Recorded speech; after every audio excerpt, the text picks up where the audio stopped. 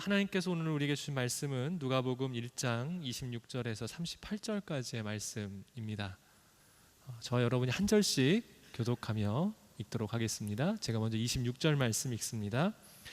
그 후 여섯 달째에 하나님께서 천사 가브리엘을 갈릴리 나사렛 마을로 보내 한 처녀에게 가게 하셨는데, 그 처녀는 다윗의 가문에 속한 요셉이라는 남자와 약혼한 마리아였습니다.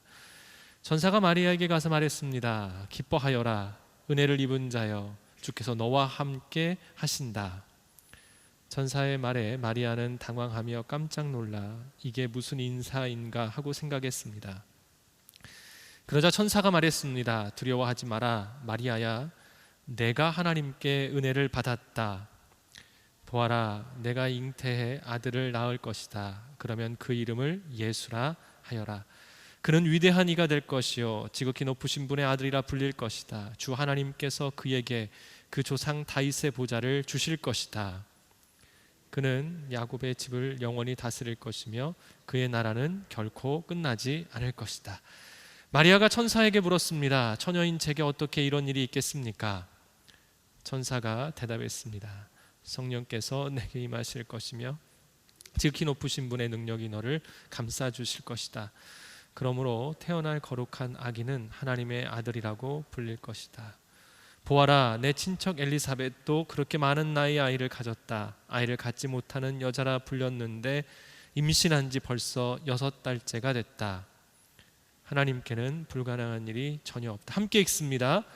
그러자 마리아가 대답했습니다. 보십시오, 저는 주의 여종입니다. 당신의 말씀대로 제게 이루어지기를 원합니다.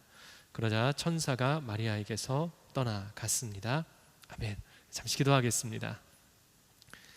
하나님, 주님의 말씀 앞에 섭니다. 이 시간 우리의 마음을 주장하여 주셔서 그 말씀 앞에 온전히 나아갈 수 있도록 도와주시고, 주의 말씀이 우리의 심령 깊은 곳에 들어와 말씀이 우리 안에 뿌리를 내리고 자라나 열매를 맺는 귀한 은혜의 시간 될 수 있도록 성령님 역사하여 주시옵소서. 감사드리며 예수님의 이름으로 기도드립니다. 아멘. 찬양 때도 말씀을 드렸습니다만 12월 첫째 주이지요. 12월 하면 교회에서 지키는 중요한 절기 한 가지가 있습니다. 여러분 혹시 12월에 교회에서 중요하게 지키는 절기를 아시나요? 네, 이 절기를 대강절이라고 이렇게 부릅니다. 예수 그리스도의 오심을 기다리는 절기라고 이야기를 할 수가 있는데요, 성탄절 이전, 그러니까 올해는 12월 25일이 주일이면서 성탄절이기 때문에 12월 25일 이전 4주간을 예수님의 오심을 기다리는, 그것을 간절히 바라는 대강절로 지키게 되어 있습니다. 11월 27일이 첫 주였고요, 오늘은 대강절 둘째 주입니다. 그래서 이 대강절의 절기는 기다림의 절기이고 12월이 기다림의 달이라고 이야기를 할 수가 있습니다.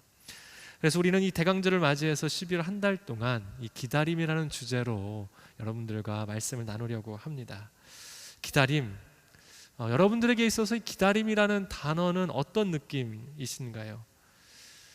이 기다림이라는 단어 자체가 주는 막연함이 있지만 실제로 기다림이라는 단어는 우리에게 있어서 그렇게 먼 단어는 아닙니다. 우리 삶에 언제나 함께 있지요. 이 단어 자체가 우리의 삶이라고 이야기를 해도 과언은 아닙니다. 우리가 시작되는 그 시작 자체가 기다림이었었습니다. 우리를 기다리셨던 부모님으로 인해 우리의 시작이 있었었죠. 그것이 임신 자체를 기다리셨을 수도 있고, 아니면 10개월이라는 그 임신의 기간 동안 출생 전까지 우리를 기다리셨습니다. 우리는 그때 태아였기 때문에 잘 몰랐겠지만 우리 또한 정해진 날짜, 출산의 때를 우리도 기다리고 있었을런지도 모르겠습니다. 그리고 그 이후부터 삶은 온통 기다림으로 가득 차 있습니다. 조금 인재가 되었을 때 나의 부모님이 인사를 하고 다시 또 저녁에 돌아오는 그 시간까지 우리는 또 기다렸지요. 또 새롭게 만날 친구들을 기다렸을지도 모릅니다. 또한 우리의 부모님이 우리가 학교를 가 있는 그 시간, 우리를 기다리고 계셨습니다. 또 어떤 때에는요, 나에게 정해지지 않았지만 특별한 의미 있는 만남을 우리는 기다리고 있었지요. 12월이라는 이 시간에 어쩌면 그 의미 있는 만남을 오늘 더 기다리고 계시는지도 모르겠습니다. 그리고 일상의 소소한 것들도 참 많이 기다립니다. 내가 원하는 그 물건 혹은 영화, 음악, 어떤 사람, 우리는 날마다 기다립니다. 그리고 너무 놀랍게도 저는 잠을 자서 그 환희의 순간을 못 누렸습니다만 이제 우리가 16강을 기다릴 수 있는 입장이 되었습니다. 별로 다들 관심이 없으셨나 보군요. 네, 우리는 지금 16강을 또 기다리고 있습니다. 우리의 삶에 있어서 그래서 기다림이란 삶의 일부이기도 하고 삶 그 자체입니다. 그런데 문제가 있습니다. 이 기다림이 우리에게 있어서 그렇게 반갑지만은 않다라는 것입니다. 솔직히 힘들지요. 왜 이렇게 힘들까요? 다른 이유가 있는 것 같지는 않습니다. 기다리는 것 자체가 힘드니까요. 기다려야 되니까요. 다른 말로 하면 이 기다림이라는 것은 내가 어떻게 할 수 없는 상태를 기다림이라고 하는 것 같아요.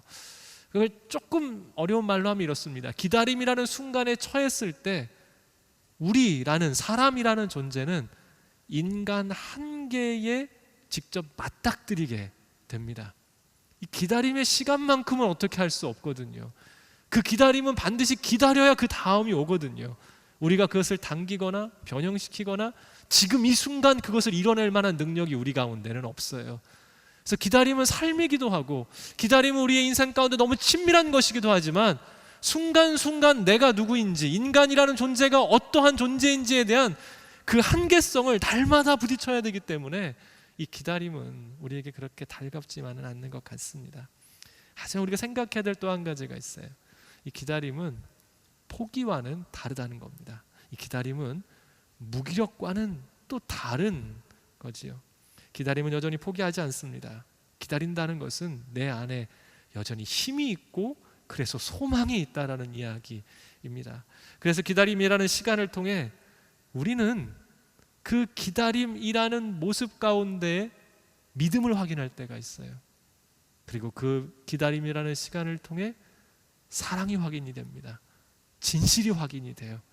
너와 나와의 관계가 어떠한지가 이 기다림이라는 시간을 통해 알 수 있어요. 내가 저 사람, 저 상황, 저 어떤 것에 대한 내 진실한 마음이 어떠한 것인지 이 기다림이 다 드러나게 하고 알게 하고 우리 안에 그것들 다 새롭게 정비한다라는 겁니다. 그래서 기다림 우리를 성장시키지요. 그리고 우리를 서로 함께 할 수 있는 진정한 사람들로 묶어갑니다. 우리의 모습을 확인시켜주고 진실하게 바라볼 수 있게 합니다. 당신과 내가 서로에게 누구인지, 그리고 나는 이 기다림을 통해 어디에 속해 있는지를 분명하게 알게 합니다. 오늘을 살아가며 무엇을 기다리느냐에 따라 내가 어디에 속해 있는지를 우리는 알 수 있기 때문입니다. 오늘 우리가 함께 읽었던 이 성경에는요, 이 기다림을 경험해야 될 한 명의 여인을 우리에게 소개하고 있습니다. 이 여인은요, 요셉이라는 남자와 정혼을 했어요. 우리말 성경에서는 약혼, 예전 성경에서는 정혼이라고 표현하고 있습니다. 그 당시에 이 약혼은 지금의 약혼과는 좀 성격이 다르고요. 지금은 거의 약혼식은 하지 않습니다만 결혼에 준하는 법적 효력을 가지고 있었습니다. 남자는 이 여인과 약혼을 하고 난 뒤에 남자의 집 혹은 남성이 이 여인에 데려올 수 있는 여인의 신부의 집에 드려야 될 지참금을 1년에서 2년 정도를 준비합니다. 그리고 그 사이에는 서로가 약혼한 사이였고 결혼에 줄하는 법적 효력이 그들 가운데 있었기 때문에 둘은 오히려 더 신중하고 더 조신하고 주변에 있는 사람들에게 있어서 약혼한 사람의 몸가짐으로서의 삶을 살아가야 되는 더 중요한 때가 바로 이때라고 이야기를 할 수가 있겠습니다. 이렇게 결혼을 기다리고 있었던 이 여인은 오늘 본문에서 보면 마리아라고 이야기를 하고 있죠. 여러분, 그런데요, 우리가 한 가지 팩트 체크를 하고 넘어갈 게 있어요. 이 마리아가 등장하는 이 시기가 지금으로부터 2000년 전이 넘습니다. 그렇다면 그 당시에 결혼할 나이는 몇 세쯤 되었을까요? 우리나라의 조선시대만 해도 10대 때 결혼한 것이 그렇게 이상한 일이 아니었습니다. 20대에 결혼하면 늦은 결혼이었었지요. 2000년 전에 결혼의 시기는 언제쯤이었을까요? 10대가 맞습니다. 그것도 10대 중반 이전에 이미 결혼하는 것이 일반적인 모습이었었습니다. 그러니까요, 오늘 정혼을 하고 이 결혼을 기다리고 있는 마리아는 여인이라고 불리기보다는 지금의 입장으로서는 소녀라고 불리는 게 조금 더 맞는 나이대였었습니다. 자, 이제 그렇게 결혼을 기다리고 있었던 그녀에게 갑자기 어느 날 이런 말이 들려왔어요. 우리 30절, 31절 함께 읽어보도록 합니다. 2절 말씀 읽습니다. 시작. 그러자 천사가 말했습니다. 두려워하지 마라, 마리아야. 네가 하나님께 은혜를 받았다. 보아라, 내가 잉태의 아들을 낳을 것이다. 그러면 그 이름을 예수라 하라. 말씀드렸잖아요. 다른 때보다 훨씬 더 조심해야 되는 때라고요. 이때는 몸가짐을 훨씬 더 조심해야 됩니다. 왜냐하면 결혼하지 못한 상태에 결혼의 법적 구속력이 있기 때문에 이때만큼은 서로가 떨어져 있으면서도 결혼한 사이에 준하기 때문에 더 조심했었어야만 했어요. 그렇기 때문에 천사가 지금 말하는 이 말은 납득할 수도 받아들일 수도 없는 말이었었습니다. 여러분, 약혼한 처녀가 임신하게 되면 그 당시의 법적인 결과로는 돌에 맞아 죽게 되어 있습니다. 그렇기 때문에 마리아에게 지금 이 말은 청천벽력과 같은 이야기였다라는 겁니다. 상상할 수도 없는 일이었었습니다. 그런데 오늘 우리가 읽었던 본문에 보면 이러한 이야기를 들었던 마리아가 천사와 이야기하는 그 마지막 말에 이렇게 고백하며 오늘의 본문이 마무리가 되는데, 우리 38절 함께 읽어보도록 하겠습니다. 38절입니다. 읽습니다. 시작.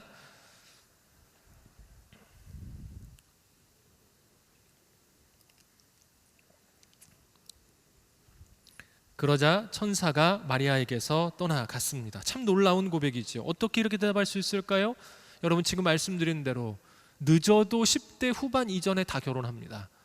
아직 20대가 되기 전에 10대의 소녀가 감당할 수 없는 이야기를 초자연적인 존재로부터 들었는데, 그 이야기를 들었던 그녀가 이것을 순순히 납득하며 오히려 이것에 대해서 고백하는 이야기로 끝나고 있다는 것이죠. 어떻게 이런 심정의 변화가 있을 수 있었을까요? 이제 그 말씀을 오늘 본문을 통해서 함께 천천히 좀 살펴보도록 하겠습니다. 오늘 본문은 26절, 27절로요 이렇게 시작하는데요, 우리 다시 한번 2절의 말씀 읽어보도록 합니다. 읽습니다. 시작. 그 후 6달째에 하나님께서 천사 가브리엘을 갈릴리 나사렛 마을에 보내 한 처녀에게 가게 하셨는데, 그 처녀는 다윗의 가문에 속한 요셉이라는 남자와 약혼한 마리아였습니다. 오늘 본문의 시작에 보니까요, 그 6달이라는 단어가 나옵니다. 이 단어는 앞에 있었던 한 사건을 가리키고 있습니다. 마리아에게는 그 먼 친척 중에 나이가 많은 친척이 한 분이 계셨는데, 엘리사벳이라는 친척이 있었습니다. 그런데 이 엘리사벳의 남편이 제사장 사가랴였었어요. 오늘 마리아에게 나타난 천사 가브리엘이 6개월 전에 그 사가랴를 찾아갑니다. 그리고 한 가지 소식을 전해요. 너희가 아이를 낳게 될 것이다. 근데 문제는요, 엘리사벳도 나이가 너무 많았고 사가랴도 나이가 너무나 많아 그 당시에, 지금도 마찬가지입니다만, 사람의 몸으로서는 더 이상 아이를 출산할 수 없는 때였었어요. 그런데 그 천사가 그 이야기를 했고, 그리고 이제 실제로 임신이 되어 엘리사벳이 6개월째 임신 중이었던 때입니다. 그리고 이 엘리사벳이 6개월 전에 임신한 아이가 예수님의 길을 예비했던 세례 요한이었습니다. 이제 그 놀라운 소식을 전한 가브리엘이 이 갈릴리 나사렛에 보냄을 받죠. 여러분, 우리에게 이 나사렛은 굉장히 익숙한 지명입니다만 지금도 그렇고요, 그 당시에는 정말 알려지지 않은 작은 도시였었어요. 우리말로 하자면 정말 산간 지역의 어떤 도시이거나 정말 그 한적한 시골에 있는 우리가 정말 모르는 그런 곳이 나사렛이라는 동네였었습니다. 여러분 혹시 미원면이라는 도시 이름 들어보셨습니까? 미원면. 제가 어제 마셨던 생수를 이렇게 보니까요, 가끔 마시는 생수인데도 불구하고 제가 처음 봤더라고. 생수의 수원지가 미원면이었었어요. 충북 청주 미원면. 가끔 마시는 생수인데도 제가 그 소재지를 처음 봤고요, 그 소재지 자체가 너무 낯설었습니다. 지금 나사렛이라는 이 동네가 이스라엘 사람들에게는 이런 느낌의 동네였다라는 것입니다. 사람들에게 알려지지 않고 외지고 아주 한적한 곳, 그곳으로 천사가 찾아갔습니다. 이곳에 마리아가 있었고요, 앞서 이야기한 것처럼 요셉과 마리아는 정혼한 약혼한 사이였었습니다. 요셉은 다윗 가문에 속한 사람이었었습니다. 이러한 마리아에게 가브리엘이 말씀을 전하는데요, 자 28절 우리 계속해서 함께 읽어보도록 합니다. 읽겠습니다. 시작. 천사가 마리아에게 가서 말했습니다. 기뻐하여라, 은혜를 입은 자여, 주께서 너와 함께 하신다. 천사가 나타났어요. 그런데 그 천사가 나타나서 했던 첫 번째 말이 있습니다. 여러분 그 말을 뭐라고 이야기하고 있습니까? 기뻐하여라. 제가 주석을 좀 찾아보니까요, 이 인사가 그 당시에 그 이스라엘 사람들이 일반적으로 했던 인사말이었었대요. 그래서 조금 어색하더라고요. 뭐 그런 걸 다 차치하고서요, 이 인사는 익숙한 사람들끼리 하는 인사입니다. 그런데 오늘 인생 처음으로 본 초자연적인 존재인 천사가 내 눈앞에 나타나더니 갑자기 이렇게 말을 건네는 거예요. 기뻐하여라. 여러분 만약에 천사가 내 눈앞에 딱 나타나서 기뻐하여라 그러면 어떤 느낌이 드시겠어요? 지금 마리아가 정말 기뻐할 것이 있다라면 뭘 기뻐할 수 있는 사람일까요? 마리아가 뭘 기다리고 있었습니까? 언제인지는 모르지만 정혼했던 요셉과 결혼할 날짜를 기다리고 있었을 거예요. 그러면 아마 마리아에게 가장 큰 기쁨이라면 그 요셉이 결혼 지참금을 빨리 준비해서 이제 곧 결혼하게 된다는 소식 정도면 기쁠지도 모르겠습니다. 뭐 요즘으로 따지면 이런 건지도 모르겠어요. 엄청난 경쟁률에 신혼 청약집이 당첨이 됐다는 소식 정도면 기쁠 수 있을까요? 네, 아마 그 정도 소식이면 굉장히 기뻤을지도 모르겠습니다. 어찌됐건요, 오늘 천사가 그렇게 나타났습니다. 그리고 기뻐하여라 라고 이야기를 합니다. 그리고 말을 이어하는데요, 이런 표현을 씁니다. 기뻐하여라, 은혜를 입은 자여. 예전 프로그램에서요, 예전 TV 프로그램에서 진품 명품이라는 TV 프로그램이 있었습니다. 혹시 기억들 하세요? 아마 보신 분도 계시고 그 말로만 들으셨던 분도 계실지도 모르겠습니다. 이 진품명품이라는 TV 프로그램에서 웃지 못할 일들이 좀 많이 있었고 또 놀라운 일들도 있었습니다. 별거 아닌 줄 알고 그냥 이게 어떤 건지 감정을 받아보고자 가지고 나왔는데 국보급 보물이었던 적도 심심찮게 있었습니다. 그래서 사람들이 너도 나도 거기에 TV 출연하기를 원했었지요. 그러다 어느 날 제가 봤던 장면인데요, 어떤 분이 굉장히 소중하게 대대로부터 물려온 집안에서 온 어떤 갑오 같은 종이 한 장을 가지고 나오셨어요. 이야기를 합니다. 저희 대대로 물려온 저희 집안의 갑오 같은 종이입니다. 도대체 이게 어떤 건지 좀 알고 싶습니다라고 이야기를 했던 거예요. 그것을 판별하고 있었던 전문가가 이것을 한참을 바라봤습니다. 그러니 별로 좋지 않은 표정으로 이야기를 했는데 몇 대째 조선시대부터 내려왔던 그 종이 한 장의 실체는 노비문서였었습니다. 그래서 참 어떻게 할 수 없는 이 스튜디오 안의 상황을 연출된 걸 제가 보게 되었었는데요, 여러분 이 진품 명품이라는 프로그램을 통해서 온 국민이 알게 된 한 가지가 있는데요, 여러분 그게 뭘까요? 온 국민이요 정확한 메시지 한 가지를 다 알게 됐습니다. 그건 바로 전문가의 말 한마디가 모든 것을 결정한다라는 겁니다. 권위 있는 사람의 한마디, 그의 결정이 모든 것의 진실이 된다라는 것이었습니다. 10대째 우리 집안에서 이것을 갑오로 여기고 귀한 것이라고 생각해 왔어도요, 전문가가 그것을 판별하여서 이건 가품입니다 라는 말 한마디면 이건 아무 의미가 없게 되는 거예요. 하지만 우리 집에서는 별로 의미가 없는 것 같이 여겼었는데 그 물건을 가져와서 전문가가 한마디로 이것은 국보급 보물입니다라는 말 한마디면 그것은 실제로 국보의 취급을 받을 수 있게 된다라는 것이지요. 마리아는 지금 천사를 대면하고 있습니다. 기뻐하라는 인사와 함께 마리아에게 이렇게 이야기합니다. 은혜를 입은 자라고 부르고 있어요.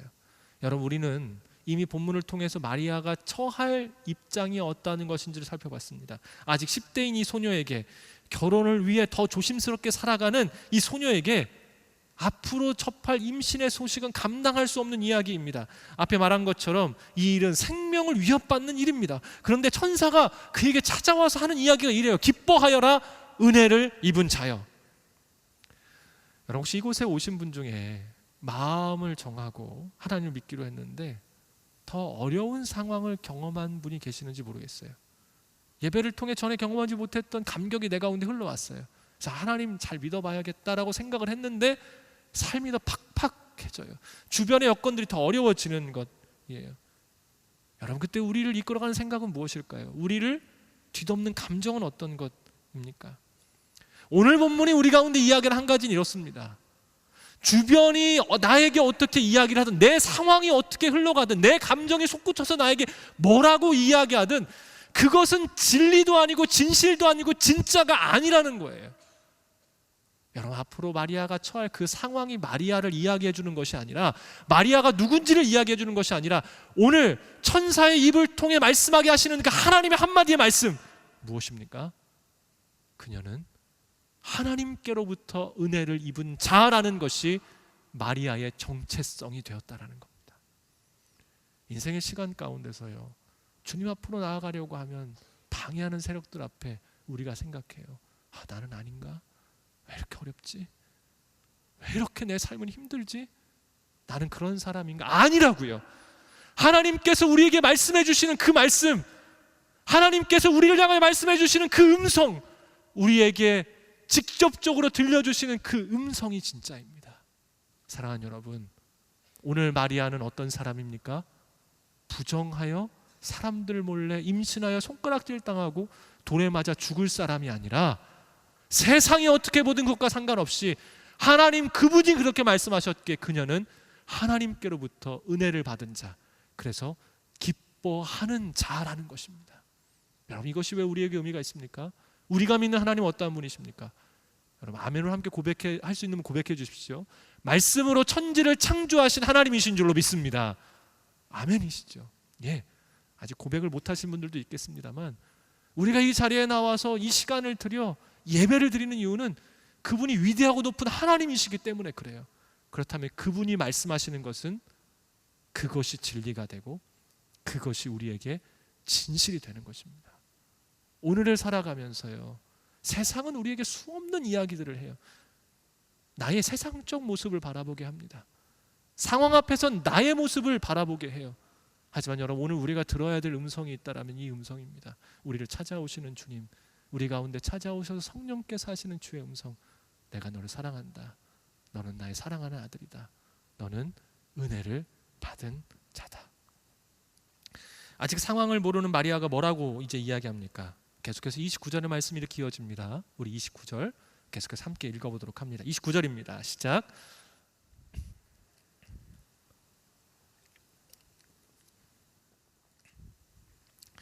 마리아가 당황하지요. 원어를 보면 이 당황한다라는 이야기가요, 일반적인 당황이 아니라 거의 정신이 혼동스러워서 어떻게 할 수 없을 정도의 깊은 혼란과 혼동을 가리킬 때 쓰이는 단어라고 나와 있습니다.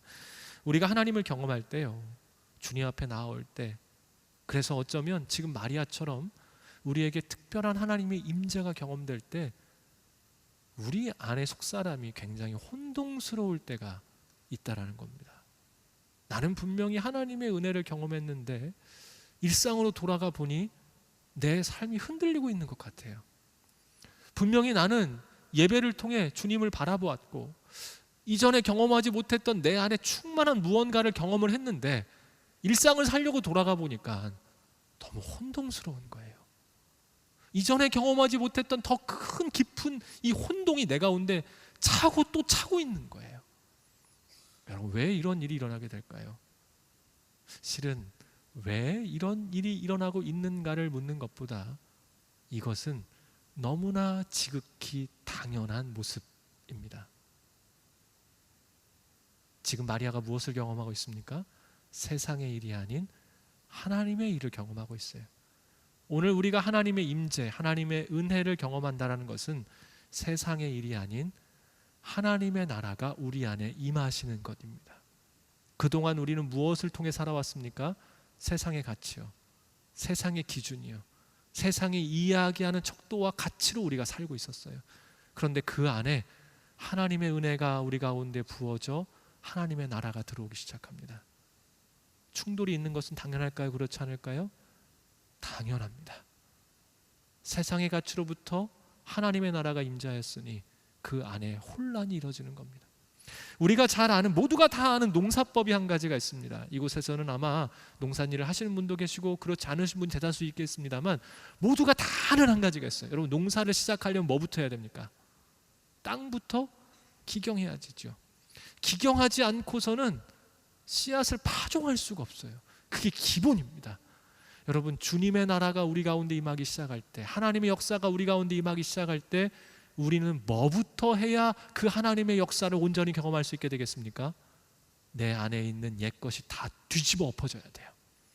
그러한 혼동이 있지 않고서는, 다 뒤집어지지 않고서는 그 하나님의 역사하심의 씨앗들이 우리 안에 잘 심겨지지 않는다라는 것이지요. 주님의 임재하심, 하나님의 놀라운 임재, 그 은혜를 경험하면서 여러분 혹시 혼란스러우셨다면 걱정하지 마십시오. 그것이 올바른 시작입니다. 오히려 더 뒤집혀야 됩니다. 더 크게 뒤집히고 완전히 뒤집혀져 옛적 기준들이 다 사라지고 하나님의 기준, 하나님의 나라가 우리 가운데 임해야 된다라는 것이지요. 이제 이어지는 천사의 말이 이렇게 이어지고 있는데요, 30절 우리 계속해서 함께 읽어가 보도록 합니다. 30절입니다. 읽겠습니다. 시작. 그러자 천사가 말했습니다. 두려워하지 마라, 마리아야, 네가 하나님의 은혜를 받았다. 가브리엘 천사는 마리아의 마음을 잘 알고 있었어요. 그래서 이야기하죠. 두려워하지 말아라. 그리고 한 번 더 이야기를 해요. 하나님의 은혜 받은 자임을 다시 한 번 명확하게 이야기합니다. 그리고 이어서요, 31절부터 33절까지 이어져 가는데요, 우리 함께 읽어보도록 합니다. 31절에서 33절까지입니다. 읽습니다. 시작.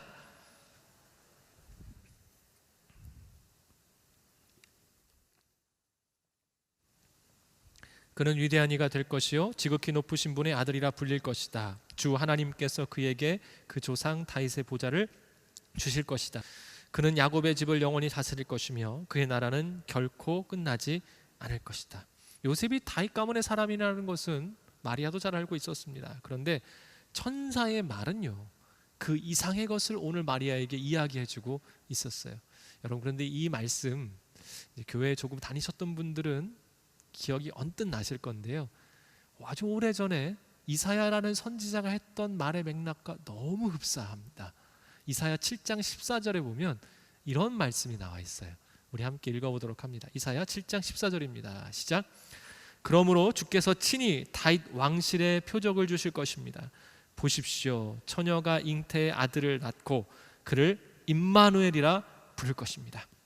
천사의 말이 이사야 선지자를 수백 년 전에 이사야 선지자를 통해 주셨던 그 말씀보다 더 구체적이고 더 명료하고 더 정확한 이야기를 해주고 있어요. 이 놀라운 말씀 앞에 마리아가 이렇게 묻습니다. 34절인데요, 우리 계속해서 함께 읽어보겠습니다. 시작. 마리아가 천사에게 물었습니다. 처녀인 제게 어떻게 이런 일이 있겠습니까? 자, 여기서는 우리가 한 번 정도 물어보면 좋겠습니다. 자, 여러분, 마리아가 천사의 말을 듣고 막 마음에 의심이 생겨서 이 질문을 했을까요? 아니면 그 반대일까요? 네, 물론 제가 여러분들께 답을 요청하지는 않습니다. 여러분 어떻게 생각하십니까? 의심해서 하는 질문이 아니에요. 맥락을 보면 그걸 정확히 알 수가 있습니다. 자, 우리가 오늘 본문을 처음 다룰 때요, 마리아의 친척인 엘리사벳 이야기했었었죠. 그 집에 제사장, 남편이었던 제사장 사가랴에게 가브리엘이 갔었을 때, 그리고 너의 아내가 임신할 것이다 라는 이야기를 했었을 때 사가랴는 이렇게 이야기를 합니다. 우리 누가복음 1장 18절인데요. 함께 읽어보도록 하겠습니다. 시작.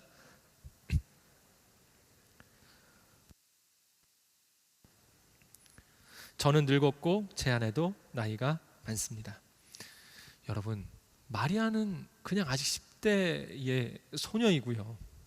사가랴는 그 당시의 제사장이에요.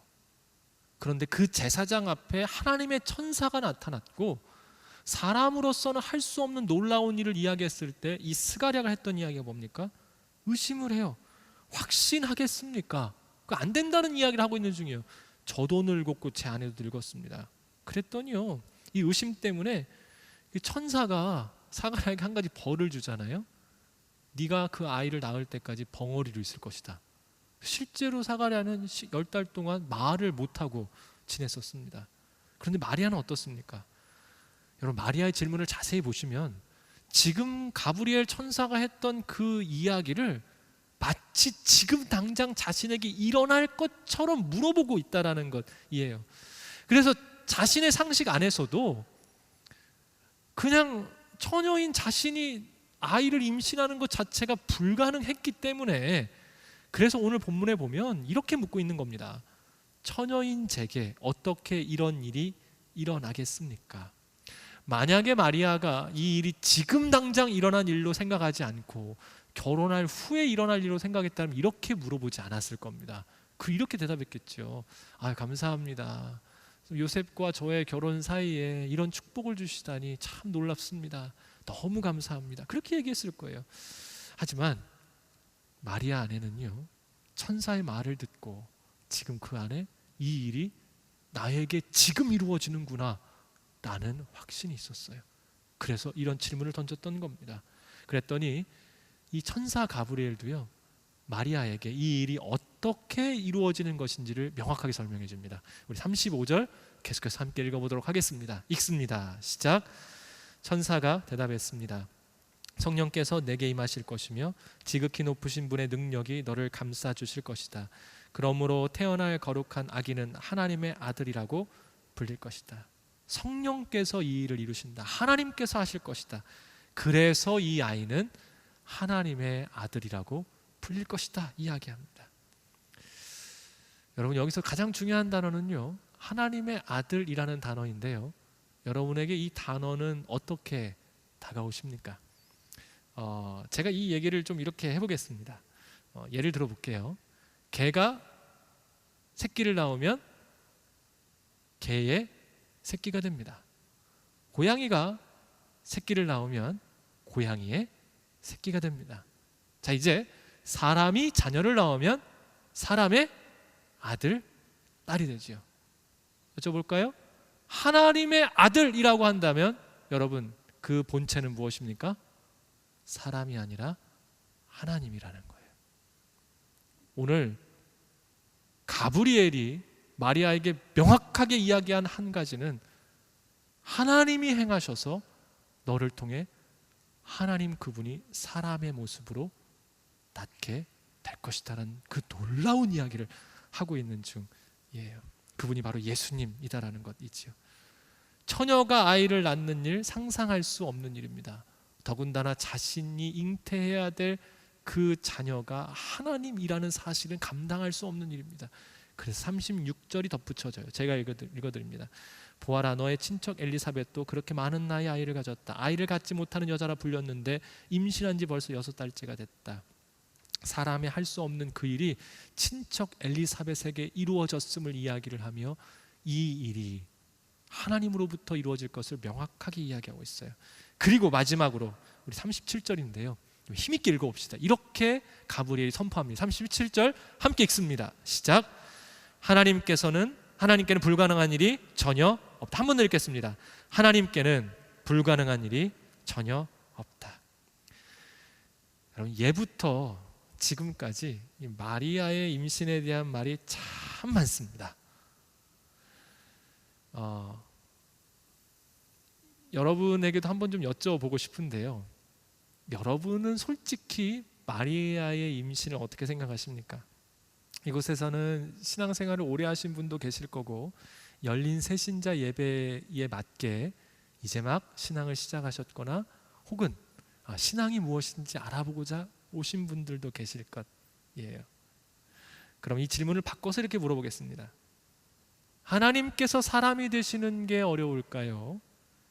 하나님이 창조한 사람이 하나님의 능력으로 처녀가 임신하는 것이 더 어려울까요? 여러분, 우리가 앞서서 고백했습니다. 하나님은 말씀으로 천지를 창조하신 분이라고 고백했죠. 그 하나님께서 사람 안에 온 우주를 말씀으로 창조하신 그분이 처녀인 여성에게 새로운 생명을 창조하게 하시는 것, 그것은 제가 성경을 믿는 저로서는 어려운 일은 아닌 것 같아요. 창조주이시기에 얼마든지 가능해요. 만약에 하나님이 그 일을 못하신다면 그분이 하나님이 아니신 거예요. 그분은 우리가 믿을 대상이 아닌 겁니다. 어쩌면 우리는 마리아가 처녀인데 임신했다라는 이 사실 자체에 집중하면서 더 놀랍게 여겨야 될 부분을 놓치고 있었을런지도 모릅니다. 바로 그것은 하나님이 사람이 되신다는 사실이에요. 여러분, 이 일은 정말 놀라운 일입니다.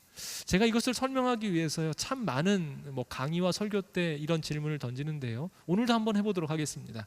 이곳에 계신 분들 중에 강아지 좋아하시는 분들 계시죠? 네. 오늘 이렇게 전체적으로 반응을 안 해주시기로 결정을 하셨나 봐요. 네. 강아지 좋아하시는 분 있을 겁니다. 강아지 좋아하시고 좋아하시는 걸 넘어서 사랑하시죠? 예, 그리고 우리는 보통 이 사랑하는 강아지들을 우리 가족이라고 부릅니다. 몇째를 이제 그 강아지로 입양하셨는지 모르겠지만 집에 몇째들이 있을 겁니다. 그래서 제가 그분들에게 이렇게 물어봐요. 좀 짓궂지만, 그래서 강아지 너무 사랑하셔서 강아지가 되셔서 살고 싶으신가요? 라고 이렇게 여쭤봐요. 제가 이 질문을 던졌을 때 아직까지 한 분도 저에게 그래서 저는 강아지로 살고 싶습니다 라고 말씀하시는 분은 없으셨어요. 여러분, 하나님이 우리를 사랑하셨습니다. 그리고 하나님께서 우리를 사랑하셔서 우리의 죄를 사하시기 위해서 그분이 사람이 되시기로 결정하셨어요. 그 방법 외에는 우리의 죄를 사할 방법이 없었기 때문입니다. 사람이 강아지가 되는 것은 같은 차원의 일이기 때문에 그렇게 어려운 일이 아닐지도 몰라요. 우리는 같은 차원 안에 같은 시공간에 살고 있어요. 하지만 하나님이라는 분은 우리와 시공간 자체가 다른 존재로 살고 계십니다. 그런데 그분이 사람이 되신다는 것은 사람이 강아지가 되는 것과는 전혀 다른 문제입니다. 하나님은 무한이시죠. 무한이신 하나님께서 유한적인 인간의 육신 안으로 들어오셔야 돼요. 영원이라는 시간 가운데 계신 분이 인간의 역사, 유한적인 시간 안으로 들어오셔야 그분이 비로소 사람이 되실 수 있다는 것입니다. 다시 한번 여쭤볼게요.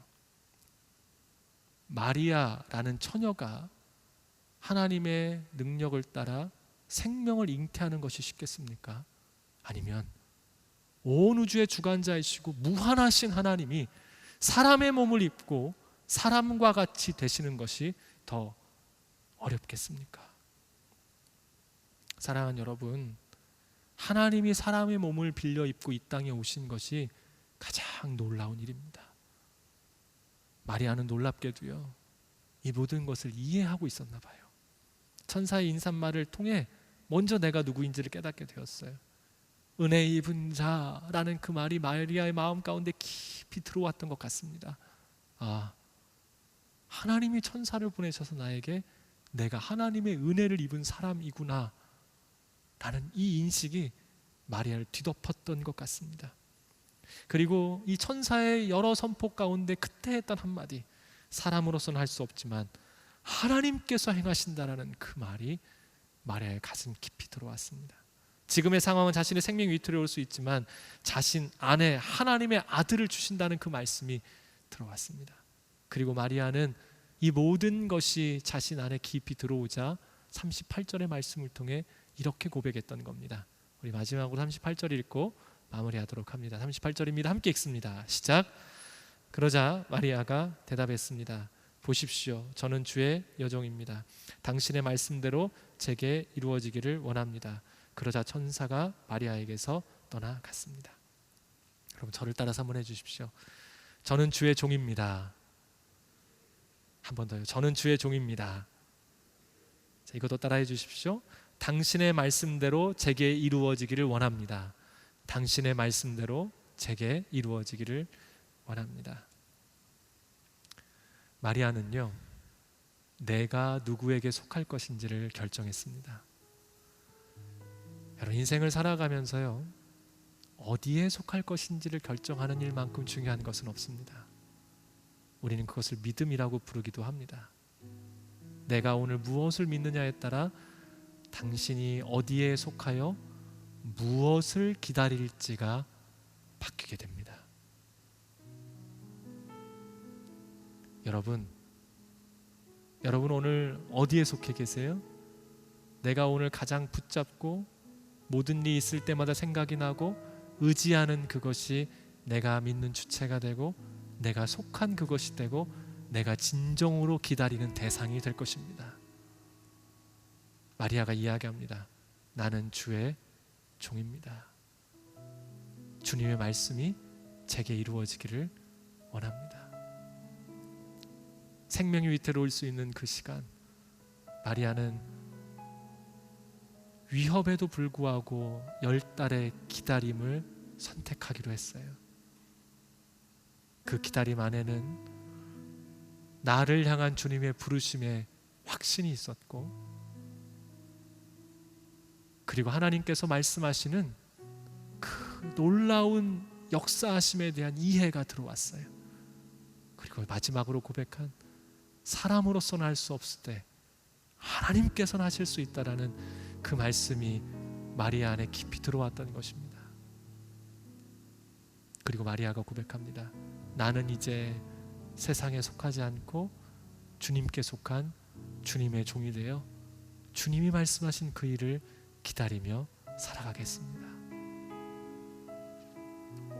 오늘 이제 여러분들께 마지막으로 묻고 이 말씀을 마무리하려고 합니다. 여러분, 오늘 무엇을 기다리고 계십니까? 여러분은 무엇을 믿고 계십니까? 여러분은 스스로를 누구라고 여기고 오늘을 살아가고 계십니까? 그리고 내 안에 하나님에 대한 그 고백이 어떠하십니까? 마리아가 은혜 받은 자임을 믿고 고백함으로, 마리아가 하나님이 하실 수 있음을 믿고 고백함으로 주님의 종이 되었을 때 그 말씀은 이루어졌고, 마리아는 이 땅의 구주이신 예수 그리스도를 출산하게 되었습니다. 오늘 우리의 기다림이 세상 앞에 있지 않기를 주님의 이름으로 축복합니다. 오늘 나를 부르시는 그 주님의 음성 앞으로 나아가십시오. 내가 누구인지를 주님 안에서 확인하십시오. 그리고 우리 안에 이루시는 하나님의 나라를 경험하십시오. 성령께서 우리 안에 오셔서 이루시는 그 일들을 바라보십시오. 주님으로서는 할 수 있다 말씀하시는 그 일들을 믿음으로 가지고 나아가십시오.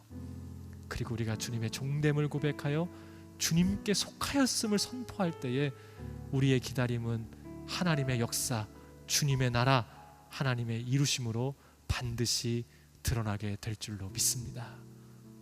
혹시 오늘 신앙의 첫걸음을 가지고 계신 분들이라면 오늘 마리아에게 행하신 일들을 잘 기억함으로 주님의 역사가 여러분들의 삶 가운데에 아름답게 이루어지기를 다시 한번 주님의 이름으로 축복합니다. 우리 함께 이 시간 잠시 기도하도록 하겠습니다. 우리 이 시간 기도할 때요, 가슴에 잠깐 손을 좀 얹겠습니다. 그리고 우리 자신에게 한번 물어보십시오. 내가 정말로 기다리고 있는 것이 무엇인지, 내가 오늘 정말 기다리고 그래서 참고 인내하고 소망하고 있는 것이 무엇인지를 나 자신에게 물어보십시오. 행여 기다리는 것이 없다라면 그것만큼 안타까운 삶은 없습니다. 만약 기다림이 없다면 참으로 기다릴 만한 것을 바라볼 수 있도록 기도하십시오. 만약 우리의 기다림이 주님을 향하고 있지 않다라면 주님, 우리의 눈을 들어 주님을 바라보게 하여 주옵소서. 참되고 온전하신 그 하나님을 바라보기를 원합니다. 주님을 기다리기를 원합니다. 그 말씀이 이루어지기를 기다립니다. 우리 함께 우리의 마음을 내어드리며 기도하며 나아가도록 하겠습니다. 함께 기도하겠습니다. 아버지 하나님, 우리가 사람이라는 존재에게 오늘의 시간 가운데에 우리의 인생이 온전치 못함을 고백하며 기다릴 수밖에 없는 존재임을 주 앞에 고백합니다. 이 시간 간절히 소망합니다. 우리의 기다림이 세상의 것 그리고 영원하지 않은 것에 대한 것이 아니요 영원하며 온전하며 우리를 살리는 하나님의 것, 하나님 나라를 그리고 하나님 그분을 기다리는 자로 살아가기를 간절히 원합니다. 주님, 오늘 주께 기도하며 나아가는 모든 이들마다 참된 소망을 갖게 하여 주옵소서. 내가 주 안에서 누구인지 알게 하여 주옵소서. 그리하여 오늘 마리아처럼 주의 말씀이 임하고 그 말씀이 우리의 삶 가운데 이루어지기를 기대하고 소망하는 주님의 사람들로 서게 하여 주시옵소서. 사랑하는 주님, 참 연약하고 보잘것없는 우리에게 찾아오셔서 그 사랑을 먼저 보이시고 은혜 입은 자라고 우리를 불러주시니 감사를 드립니다. 우리가 사랑받을 자격이 없지만 알 수 없는 주님의 놀라우신 사랑으로 우리를 사랑해 주셨고, 세상이 우리에게 무엇라 이야기하든 나는 하나님께 사랑받는 주님의 사람인 줄로 믿습니다. 오늘 우리가 그 음성 듣기를 원합니다. 그리하여 세상 가운데 기다렸던 그 모든 것들을 내려놓고 참되고 온전한 것, 우리를 새롭게 하고 우리를 세우는 하나님의 나라, 그 하나님 주의 말씀을 기다리기를 원하오니 듣게 하시고 알게 하시며 깨닫게 하여 주시어서 오직 우리의 시선이 주님께 맞다 참된 것을 바라는 우리 모두가 되게 하여 주시옵소서. 주님, 우리 모두가 말씀을 쫓아 하나님께 은혜 받은 자임을 고백하며 주께 나아갑니다. 주의 임재 가운데 혼동스러움이 있을지라도 끝까지 참고 기대하며 오히려 우리가 더욱더 온전히 기경되어 하나님의 나라가 임하여야 되는 것을 믿고 기다림으로, 그리하여 주의 말씀을 끝까지 붙잡음으로 마리아가 예수 그리스도의 어머니가 되었던 것처럼 우리 또한 우리에게 주신 그 말씀이 우리의 삶 가운데 온전히 이루어지는 그 놀라운 은혜를 누리는 자로 살게 하여 주시옵소서.